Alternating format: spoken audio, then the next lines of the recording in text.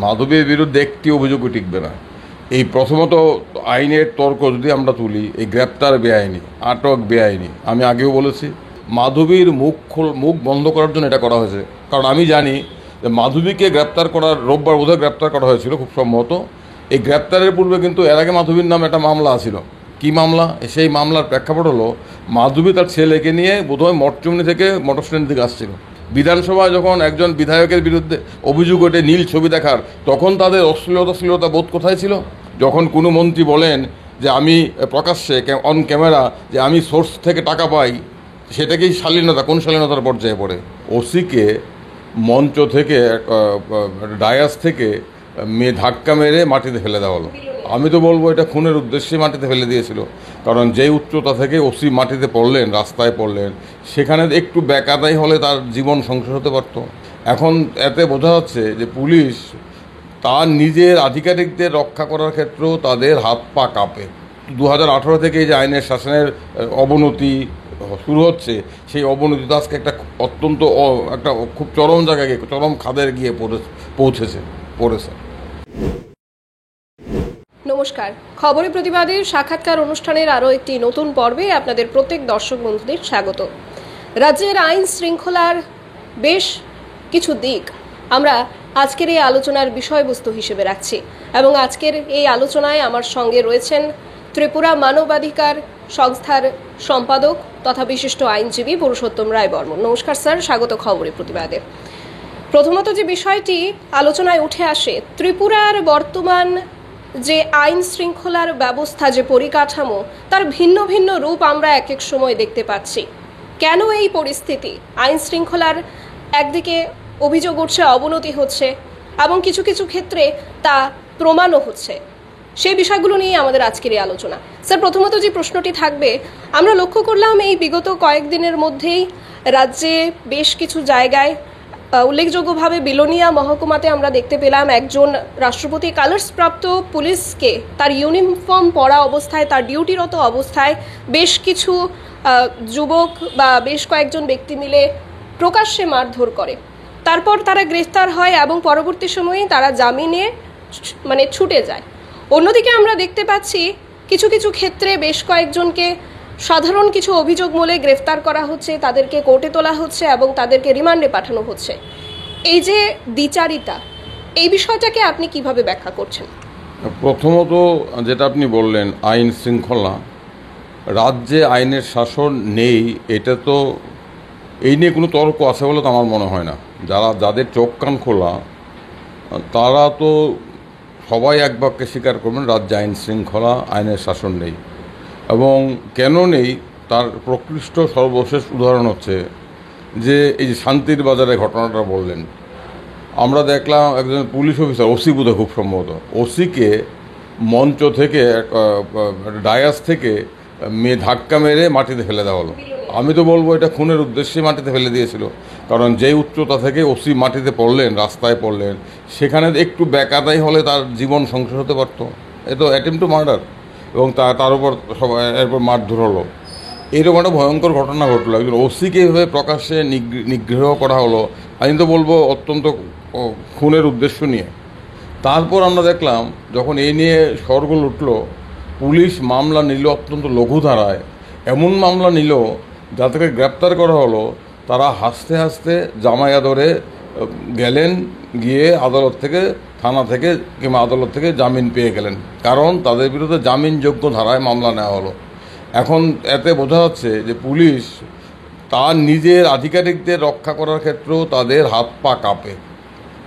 যেই ধারায় মামলা নেওয়া প্রয়োজন ছিল সেই ধারায় তারা মামলা নেয়নি, এফআইআর নেয়নি। তারা নিয়েছে একদম লঘু ধারায় জামাই আদরের মামলা নিয়েছে, যাতে করে এই সোনার টুকরো, হীরের টুকরো ছেলেরা আদালত থেকে সেই দিনই জামিন পেয়ে বাড়িতে বসে সন্ধ্যাবেলায় চা খেতে পারে। এটা পুলিশের একটা ঘটনা দেখলাম, যেখানে পুলিশ নিজেই নিজেকে রক্ষা করতে পারছে না। এটা একটা ঘটনা। আপনার ত্রিপুরা বন্ধ হলো, একটা গোষ্ঠী ডাক দিল।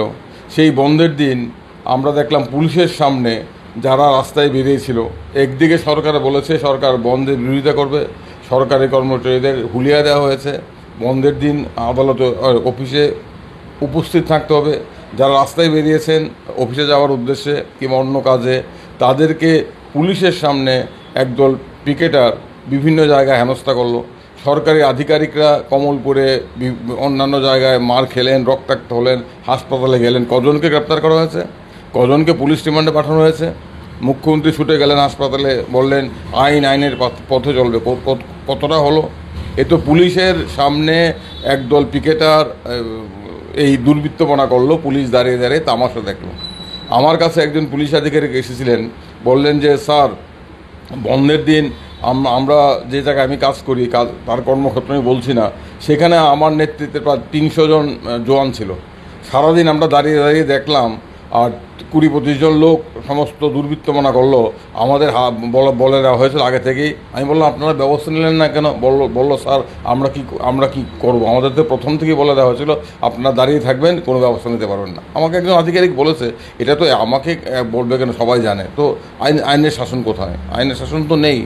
এটা তো একদিনে হয়নি, এটা তো 2018 থেকে যে আইনের শাসনের অবনতি শুরু হচ্ছে, সেই অবনতি তো আজকে একটা অত্যন্ত একটা খুব চরম জায়গায় গিয়ে, চরম খাদের গিয়ে পড়েছে। আচ্ছা, আরও একটা বিষয় রয়েছে যে সম্প্রতি আপনারা প্রত্যেকেই জানেন যে ত্রিপুরার একজন কন্টেন্ট ক্রিয়েটার মাধবী বিশ্বাস, ওনাকে গ্রেফতার করা হয়েছে এবং ওনার পক্ষে আইনজীবী হিসেবেও রয়েছেন শ্রী পুরুষোত্তম রায় বর্মন।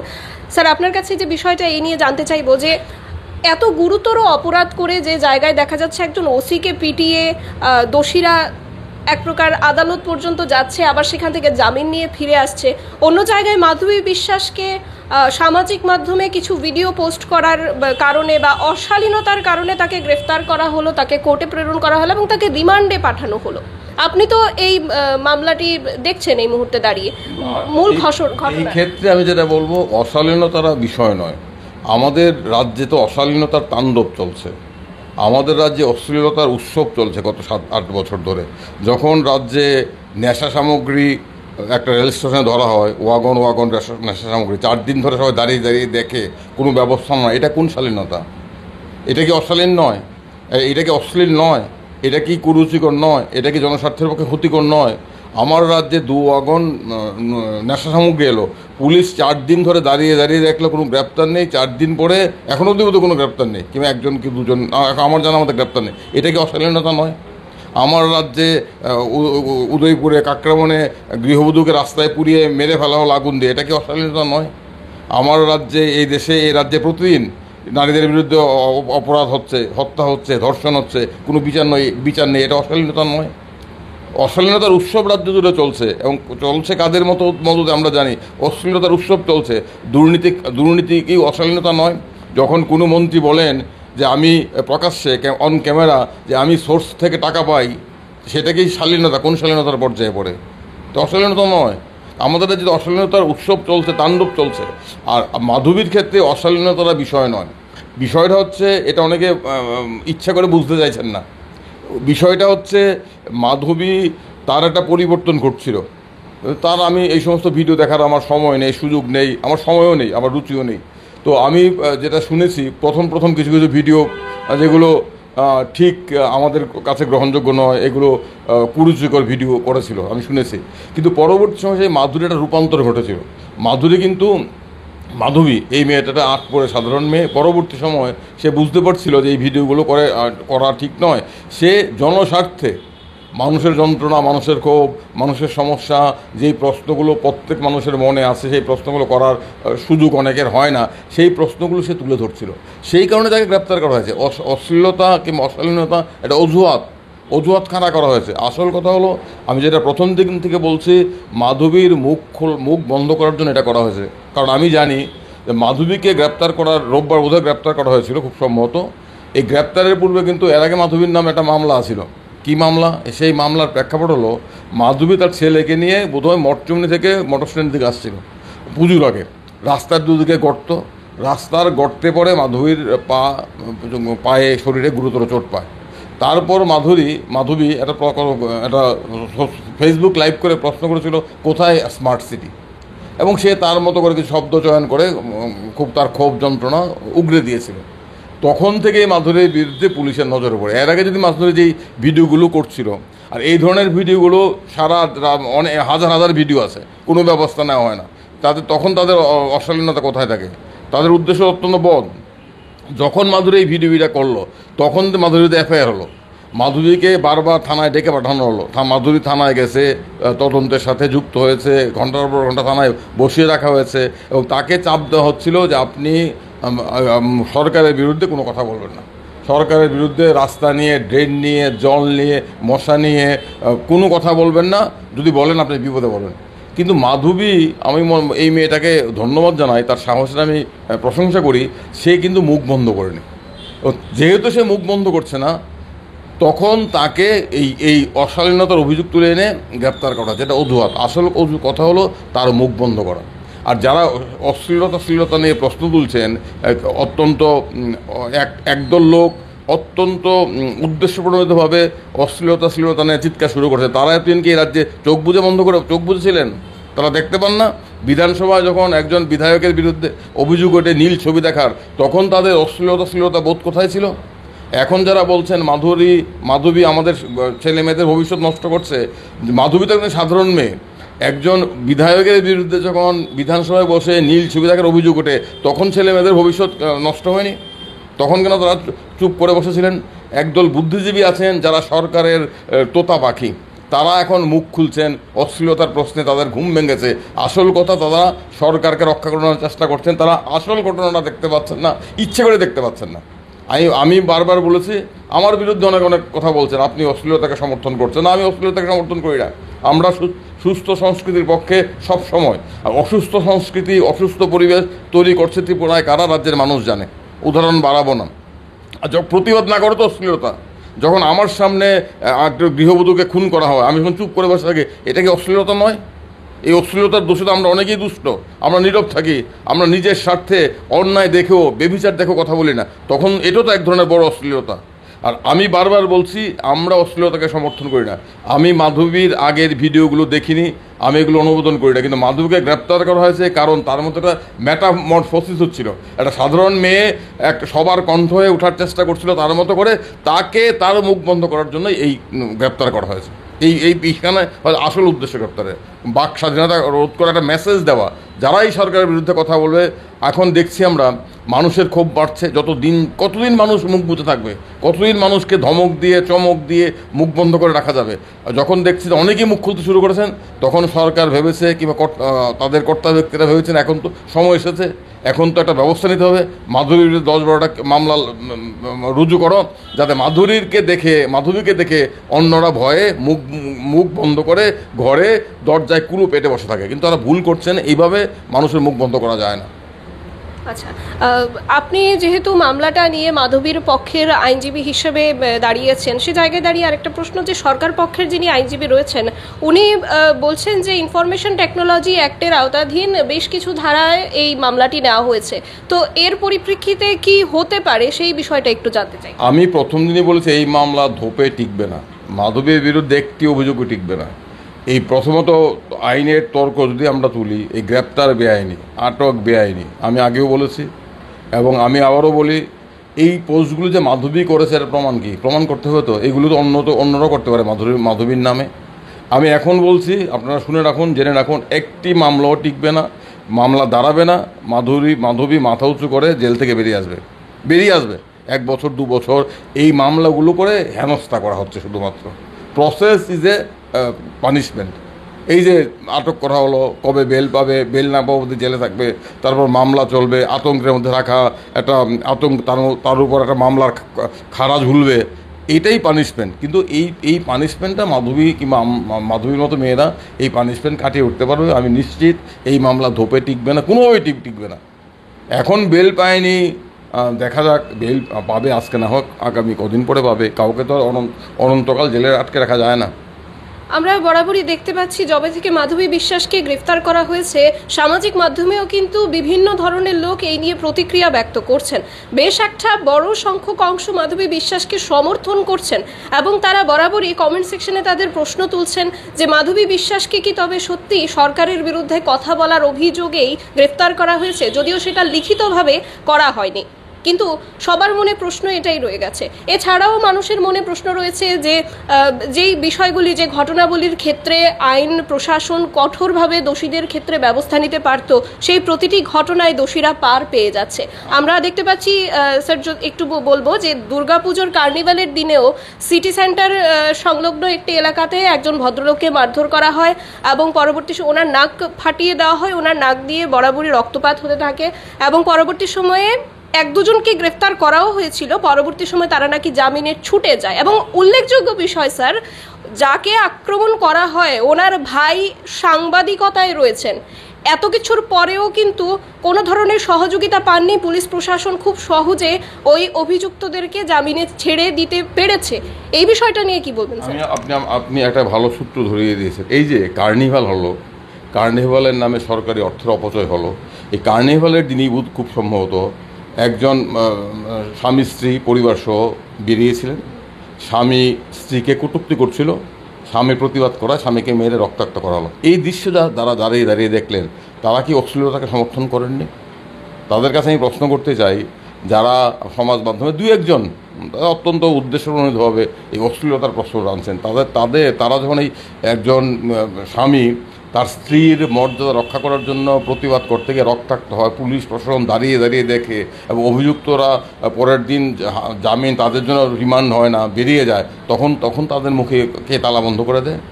তারা কেন কুলু পেটে বসেছিল? আপনি এটা আরও কত ঘটনা, প্রত্যেক দিন এই ধরনের ঘটনা ঘটছে। আরেকটা কথা আমি যেটা বলতে ভুলে যাচ্ছি, এই মাধবীর বিরুদ্ধে অভিযোগ অশালীনতা, আমাদের যেই অভিযোগগুলো করা হচ্ছে, এরকম অশালীন দৃশ্য তো বিজ্ঞাপনে আছে, সিনেমায় আছে, টিভিতে আছে, ফেসবুকে হাজার হাজার এমন ভয়ঙ্কর আজে বাজে ভিডিও আছে, তার বিরুদ্ধে কোনো ব্যবস্থা নেওয়া হয়েছে কি? আমাদের রাজনীতির মধ্যে সংস্কৃতি আনা হচ্ছে, যে ভাষা ব্যবহার করা হচ্ছে, বাংলা ভাষাকে যে বিকৃত করা হচ্ছে, এটা কোন ধরনের শালীনতা? আমার বাংলা ভাষা মোদের গৌরব, মোদের আশা, মোদের বাংলা ভাষা, যার জন্য আমরা গর্ব করি, পৃথিবীর মধ্যে সবচেয়ে সুইটেস্ট ল্যাঙ্গুয়েজ। এই বাংলা ভাষায় দাঁড়িয়ে বাংলা ভাষায় বক্তৃতা দিতে গিয়ে বাংলাকে বিকৃত করে হিন্দিতে উচ্চারণ করেন, হিন্দি শব্দ বাংলার মধ্যে ঢুকিয়ে দেন, বাংলার মাধুর্য নষ্ট করেন, সেটা কি অশালীনতা নয়? সেটা কি কদর্যতা নয়? তখন কোনো প্রতিবাদ করা হয় না কেন? আর মাধবী যদি অশালীন হয়, তো আমি অশালীনতাকে সমর্থন করি না। কোনটা শালীন কোনটা অশালীন এটা সরকার ঠিক করে দেবে না, কোনো রাজনৈতিক দল ঠিক করে দেবে না, মানুষের রুচিবোধ সেটা ঠিক করবে। মানুষ অশালীনতাকে গ্রহণ করবে না, শালীনতাকে গ্রহণ করবে। আমাদেরকে অশালীনতার সাগরে ডুবিয়ে দেওয়ার একটা চেষ্টা হচ্ছে। ত্রিপুরাকে যখন নেশার সাগরে ভাসিয়ে দেওয়া হচ্ছে, এটা কোন শালীনতা? আর মাধবীর বিরুদ্ধে যে অভিযোগগুলো, এই অভিযোগগুলো তো সমস্ত বিজ্ঞাপন বন্ধ করে দিতে হয়, সমস্ত টিভি চ্যানেল বিজ্ঞাপন, সিনেমার বিজ্ঞাপন সব বন্ধ করে দিতে হয়। বন্ধ করে দিতে দেবে কি তারা? তখন তারা কেন কথা বলে না? তাহলে উদ্দেশ্য হচ্ছে শালীনতা মূল বিষয় নয়, মূল বিষয় হচ্ছে প্রতিবাদীদের মুখ বন্ধ করা। এটাই মাধবীর ক্ষেত্রে ঘটেছে। সেই কারণেই বিরাট অংশের মানুষ মাধবীর পক্ষে দাঁড়িয়েছে, কারণ একটি সাধারণ মেয়ে একক সাহসে এই প্রাতিষ্ঠানিকের বিরুদ্ধে, ক্ষমতার অচলায়তনের বিরুদ্ধে মেয়েটি মুখ খুলেছে। তাকে কেউ মন্ত্রণা দেয়নি, সে নিজের তাগিদ থেকে মুখ খুলেছে। তার জন্য এত বিরাট সংখ্যক মানুষ তার পাশে দাঁড়িয়েছে। এর অর্থ নয় যে মাধবী যদি কোনো অশালীন কাজ করে তাকে সমর্থন করছে।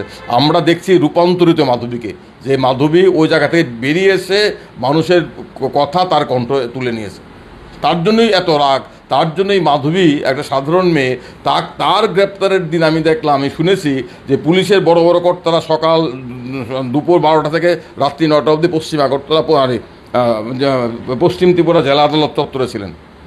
তাদের এই এনার্জি, তাদের এই একনিষ্ঠ দায়িত্ববোধ, সেটা কেন নেশাকারীদের ক্ষেত্রে থাকে না? এই প্রশ্নটা যদি আমরা করি, তখন বলবে না, কথা বলা যাবে না।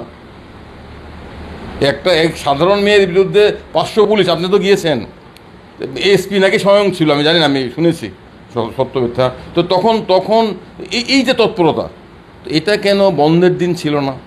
এটা কেন কার্নিভালের দিন যে স্বামী স্ত্রীর মর্যাদা রক্ষা করতে গিয়ে রক্তাক্ত হলো, সেই স্বামীর জন্য এই তৎপরতা দেখানো হলো না? এই তৎপরতা কেন নেশার বিরুদ্ধে দেখানো হয় না? এই প্রশ্নগুলো যাতে আমরা না তুলতে পারি, তার জন্যই মাধবীকে টার্গেট করা হয়েছে। মাধবী উপলক্ষ মাত্র। আমরা আজ আলোচনার দীর্ঘায়িত করব না, কারণ রাজ্যের আইন শৃঙ্খলা নিয়ে কথা বললে কিন্তু কথা শেষ হবে না। রাজ্যের আইন শৃঙ্খলা কোন জায়গায় ছিল এবং কোন জায়গায় এসে আজ দাঁড়িয়েছে তা প্রতিটি ঘরে প্রতিটা মানুষ প্রতিনিয়ত অনুভব করছেন। তাই প্রতিনিয়ত আমরাও প্রশ্ন তুলে যাব আপনাদের সামনে, আপনাদের প্রশ্নগুলোই এভাবে আমরা তুলে ধরে তার উত্তর খুঁজে দেওয়ার চেষ্টা করব এবং আমরা অবশ্যই আরও একদিন স্যারের সাথে অবশ্যই আলোচনায় থাকব। আজকের মতো আলোচনা এখানেই শেষ করছি। সবাই ভালো থাকুন, সুস্থ থাকুন, চোখ রাখুন খবরে প্রতিবাদে। নমস্কার।